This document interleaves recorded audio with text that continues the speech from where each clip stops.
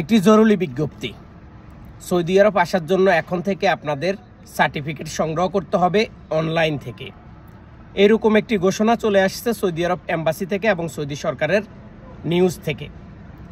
Saudi আরবে আসতে হলে আপনি যেই কোনো পেশায় আসবেন, যেই কোনো চাকরির জন্য সৌদি আরব আসবেন, অনলাইনে একটি লিঙ্কে প্রবেশ করে আপনাকে সেইখানে পরীক্ষা দিতে হবে। পরীক্ষা দেওয়ার পরে সেখান থেকে সার্টিফিকেট সংগ্রহ করে আপনি ট্রাভেল এজেন্সিতে জমা দিলে ওই ট্রাভেল এজেন্সি আপনার পাসপোর্ট এবং ভিসা সহ এম্বাসিতে জমা দিবে।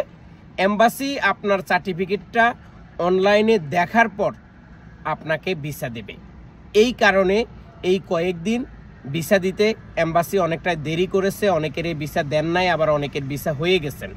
তো যারা সৌদি আরব আসবেন বা আসার জন্য চিন্তাভাবনা করতেছেন, আপনাদেরকে এখন সার্টিফিকেট সংগ্রহ করতে হবে। এটা আমার কথা না, এটা বাংলাদেশে থাকা সৌদি আরবের এম্বাসির কথা।